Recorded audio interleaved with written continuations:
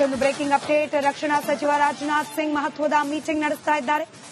ಸೇನೆಯ 3 ವಿಭಾಗದ ಮುಖ್ಯಸ್ಥರ ಜೊತೆಯಲ್ಲಿ ರಾಜನಾಥ್ ಸಿಂಗ್ ಸಭೆ.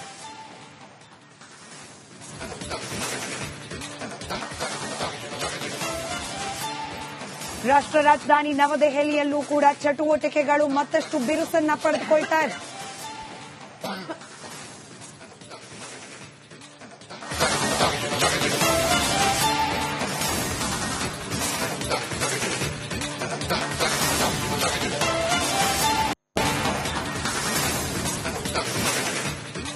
ನಮ್ಮ ಜೊತೆಯಲ್ಲಿ ಹೆಡ್ ಮಾರ್ಷಲ್ ಮುರಳಿ ಅವರಿದ್ದಾರೆ. ಬಹಳ ಖುಷಿಯಿಂದ ಆತ್ಮೀಯವಾಗಿ ಬರಮಾಡ್ಕೊಳ್ತಾ ಇದ್ದೀವಿ. Very bright and good morning sir. ತುಂಬಾ ಪ್ರಶ್ನೆ ಇದೆ. ನಿನ್ನೆ ರಾತ್ರಿ 8:30 ಈ ಕ್ಷಣದವರೆಗೂ ಪಾಕಿಸ್ತಾನ ಹೆಂಗೆಲ್ಲ ಫೇಲ್ ಆಗ್ತಾ ಇದೆ ಅನ್ನೋದನ್ನ ನಾವು ವಿವರಿಸಿದ್ವಿ. ಪ್ರಮುಖವಾಗಿ ಪಾಕಿಸ್ತಾನದ HQ-9B ಹೆಂಗ್ ಫೇಲ್ ಆಯ್ತು, ಪಾಕಿಸ್ತಾನದ ಚೀನಾ ನಿರ್ಮಿತ JF-17 ಹೆಂಗ್ ಫೇಲ್ ಆಯ್ತು, ಪಾಕಿಸ್ತಾನದ ಅಮೆರಿಕ ನಿರ್ಮಿತ F-16 ಹೆಂಗೆ ಭಾರತದ ಭೂಮಿಲಿ ಬಿದ್ದೋಯ್ತು. ನಾವು ವಿವರಿಸಿದ್ಕಿಂತ ಹೆಚ್ಚಾಗಿ ನಿಮ್ ಬಾಯಲ್ಲಿ ಕೇಳಬೇಕು ಸರ್, ಅದನ್ನ ಹೆಂಗ್ ಫೇಲ್ ಆಯ್ತು ಪಾಕಿಸ್ತಾನ? ನೋಡಿ, 1971 ಪಾಕಿಸ್ತಾನ ಇದೇ ದುಸ್ಸಾಹಸ ಮಾಡಿತ್ತು. 15 ಇಂಡಿಯನ್ ಏರ್ಫೋರ್ಸ್ ಬೇಸಸ್ ನ ಅಟ್ಯಾಕ್ ಮಾಡಿತ್ತು. ಆಗ ಕೆಲವು ಬೇಸಸ್ ಅಲ್ಲಿ ನಮಗೆ ಏಟು ಬಿತ್ತು. ಒಂದು ಆ ಥರ ಉದಾಹರಣೆ ಕೊಡಬೇಕು ಅಂದರೆ ಭುಜ್, ಕಚ್ ಏರಿಯಾನಲ್ಲಿ ಭುಜ್ ಅಲ್ಲಿ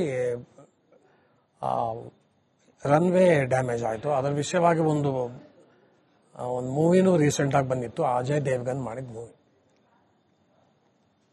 ಅವ್ರೇನು ಅನ್ಕೊಂಡ್ರು, 54 ವರ್ಷ ಆದ್ಮೇಲೆ ಅದೇ ಥರ ಮಾಡಕ್ ಹೊರಟ್ರು. ಆದರೆ ಅವ್ರಿಗೆ ಗೊತ್ತಿರಲಿಲ್ಲ ನಮ್ಮ ಥರ ಲೇಯರ್ಡ್ ಏರ್ ಡಿಫೆನ್ಸ್ ಇದೆ, ನಮ್ಮ ಕ್ಷಮತೆ ಬಹಳ ಚೇಂಜ್ ಆಗಿದೆ,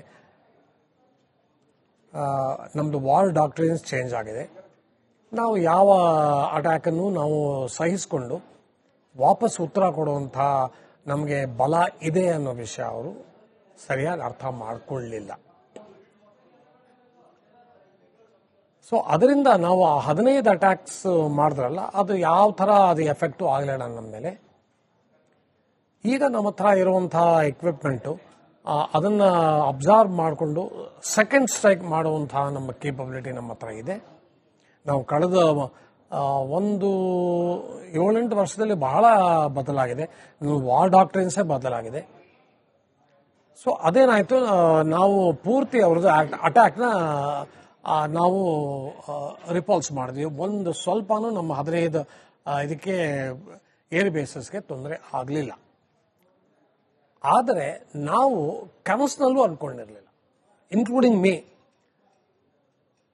that S-400 triumph air defence system ನಮ್ಮ ದೇಶನ ಈ ತರ ಕಾಪಾಡುತ್ತೆ ಅಂತ ನನ್ನ ಕನಸು ನಿಜವಾಗ್ಲೂ ಅನ್ಕೊಂಡಿರಲ್ಲ. S-400 ಸಿಸ್ಟಮ್ ನಾವು ಖರೀದಿ ಮಾಡಕ್ಕೆ ವಿಪರೀತ ಹೊಡೆದಾಟ ಮಾಡಬೇಕಾಯ್ತು.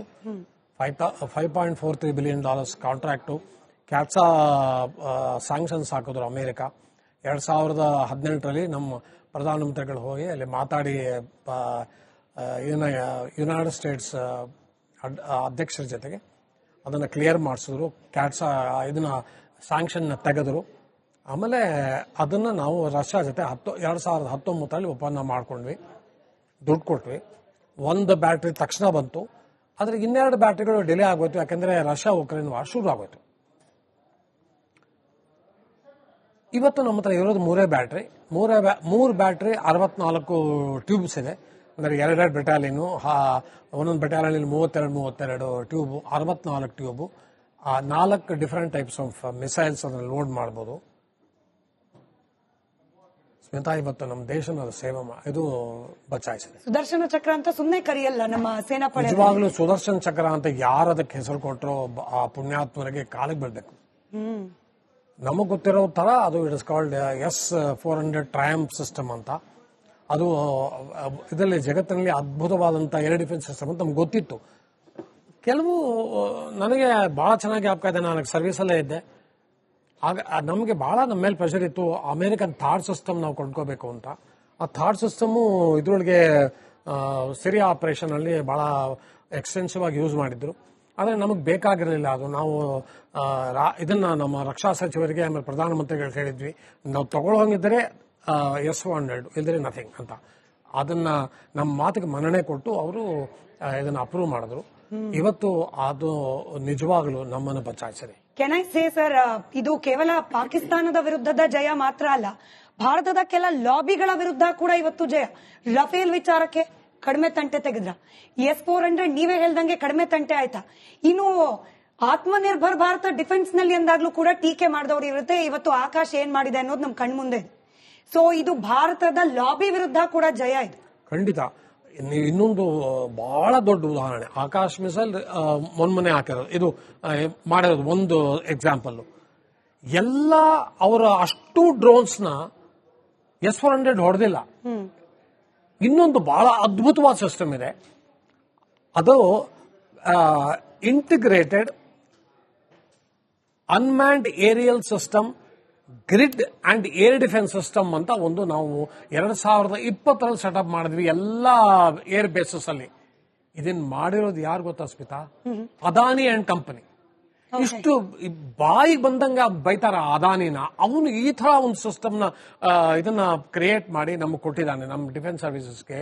ಅದರಲ್ಲಿ ಲೇಸರ್ ಎಕ್ವಿಪ್ಮೆಂಟ್ ಇದೆ, ಆಮೇಲೆ ಶಾರ್ಟ್ ರೇಂಜ್ ಮಿಸೈಲ್ಸ್ ಇದೆ. ಅದನ್ನ ಯೂಸ್ ಮಾಡ್ಕೊಂಡು ನಾವು ಯಾವ್ಯಾವ ಡ್ರೋನ್ಸ್ ಪಾಕಿಸ್ತಾನ ನಮ್ಮ ಏರ್ ಬೇಸಸ್ ಮೇಲೆ ಹೊಡಿತೋ ಅದನ್ನ ಹೊಡೆದಿದ್ವಿ ನಾವು. ಇದು ಎಕ್ಸಾಂಪಲ್ ಜೈಸಲ್ಮೇರ್ ಅಲ್ಲಿ ಸ್ವಾಮ್ ಡ್ರೋನ್ಸ್ ಕಳಿಸಿದ್ದಾರೆ. ಈ ಡ್ರೋನ್ಸ್ ಎಲ್ಲ ಇದನ್ನ ಚೈನಾ ಮೇಕ್ ಡ್ರೋನ್ಸ್ ಇವೆಲ್ಲ. ನಮಗ್ ಗೊತ್ತಿತ್ತು ಅವರ ಚೈನಾ ಮೇಕ್ ಡ್ರೋನ್ಸ್ ಬೇಕಾದಷ್ಟು ಅವ್ರ ಹತ್ರ ಇದೆ ಅಂತ. ಇವತ್ತು ಒಂದು ವಿಷಯ ಬಹಳ ಚೆನ್ನಾಗಿ ಅವ್ರಿಗೂ ಅರ್ಥ ಆಗಿರ್ಬೋದು ಅನ್ಕೊಂಡಿದ್ದೀನಿ. ಚೈನಾ ಚೆನ್ನಾಗಿ ಟೋಪಿ ಆಗಿದೆ ಅವ್ರಿಗೆ. 1600 ಕೋಟಿ air defence system HQ-19, HQ-16, HQ-9 ಲಾಹೋರ್ನಲ್ಲಿ ಕೆಲಸನೇ ಮಾಡಲಿಲ್ಲ. ಸೊ ಅಬ್ಬ ಕೆಲಸ ಮಾಡಲಿಲ್ಲ. ನಮ್ದು ಅದನ್ನ ನೆಟ್ವರ್ಕ್ ಅಲ್ಲಿ ನಮ್ದನ್ನ ಕ್ಯಾಚ್ ಮಾಡಲಿಲ್ಲ. ಇವತ್ತು ಅದನ್ನು ಪೂರ್ತಿ ನಾವು ಡಿಸ್ಟ್ರಾಯ್ ಮಾಡಿದ್ವಿ. ಅದನ್ನ ಮಾಡಿದ್ವಿ, ಸಿಯಾಲ್ಕೋಟ್ ಅಲ್ಲಿ ಮಾಡಿದ್ವಿ, ರಾವಲ್ಪಿಂಡಿಲಿ ಹೊಡೆದ್ವಿ ಅವರ ಹೆಡ್ ಕ್ವಾರ್ಟರ್ಸ್ಗೆ. ಇಸ್ಲಾಮಾಬಾದಲ್ಲೂ ಚುರುಕು ತೋರಿಸಿದ್ದಾರೆ ಅಂತ ಸುದ್ದಿ.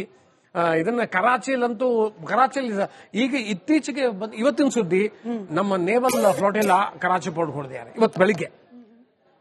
ಸೊ ಎಲ್ಲಾ ತರ ಮೂರೂ ಸೇನೆಗಳು ಅದ್ಭುತವಾಗಿ ಕಾರ್ಯಾಚರಣೆ ಮಾಡಿ ಅವರ ಡಿಫೆನ್ಸ್ ನೆಟ್ವರ್ಕ್ ನ, ಅವರ ಕ್ರಿಟಿಕಲ್ VAVP ನಾವು ಹೊಡೆದಿದ್ದೀವಿ. ಅವ್ರಿಗೆ ಒಂದು ಇದನ್ನ ಒಂದು ಉದಾಹರಣೆ ಕೊಟ್ಟಿದ್ವಿ ನಿನ್ನೆ. ಇವರು ನಮ್ಮ ಫಾರಿನ್ ಸೆಕ್ರೆಟರಿ ಹೇಳ್ತಾ ಇದ್ರು, we don't want to escalate. ಮಾಡಬೇಡಿ, ನಾವು ಎಸ್ಕಲೇಟ್ ಮಾಡಕ್ಕೆ ನಮ್ಗೆ ನಿಜವಾಗ್ಲೂ ಇಂಟ್ರೆಸ್ಟ್ ಇಲ್ಲ. ನಾವು ರೆಸ್ಪಾನ್ಸಿಬಲ್ ಅಟ್ಯಾಕ್ ಮಾಡ್ತೀವಿ, ನಾನ್ ಎಸ್ಕಲೇಟರಿ ಅಟ್ಯಾಕ್ ಮಾಡ್ತೀವಿ. ಎಸ್ಕಲೇಷನ್ ಮಾಡಬೇಡಿ ಅಂತ ಒಳ್ಳೆ ಇದನ್ನ ಚಿಕ್ಕ ಮಗುಗೆ ಹೇಳೋ ತರ ಪಾಕಿಸ್ತಾನಕ್ಕೆ ಹೇಳಿದ್ರು. ಅದಾಗಿ ಒಂದು ಕೆಲವೇ ಗಂಟೆನಲ್ಲಿ ಅಸೀಂ ಮುಂದಿನ ಏನ್ ಮಾಡಿದ್ರು, 8 ಶುರು ಮಾಡಿದ್ ಒಂದೇ ಅಲ್ಲ, ಎಷ್ಟು ಫಾಸ್ಟ್ ಆಗಿ ಅವರು ಎಸ್ಕಲೇಟ್ ಮಾಡ್ಕೊಂಡು ಹೋದ್ರು ಅಂದ್ರೆ ನಮಗೆ ಆಶ್ಚರ್ಯ ಆಗೋಯ್ತು. ಇಷ್ಟು ವಿಪರೀತ ಕೊಟ್ಟೋದ್ರು.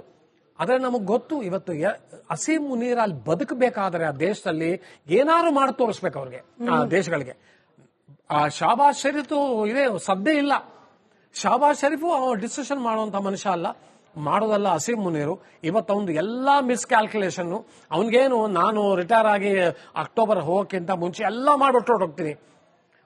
ಅವನು ಈಗೆಲ್ಲ ಮಾಡೋದೆಲ್ಲ ಮಾಡ್ಬಿಡಿ. ಇಡೀ ಪಾಕಿಸ್ತಾನದಲ್ಲಿ ಏನಿತ್ತು ಎಲ್ಲ ದೋಚ್ಕೊಂಡು ಅವನು ಹೋಗಿ ಅಲ್ಲಿ ಲಂಡನ್ ಅಲ್ಲಿ ಇಟ್ಟಿದ್ದಾನೆ. ಇನ್ನೇನು ಪಾಕಿಸ್ತಾನದಲ್ಲಿ ಉಳಿದೇ ಇಲ್ಲ ದೋಚಕ್ಕೆ. ಅವನಿಗೆ ನಾ ಮಾಡಿ ತೋರಿಸ್ಬಿಡ್ತೀನಿ. ಟೋಟಲ್ ಮಿಸ್ಕ್ಯಾಲ್ಕುಲೇಷನ್.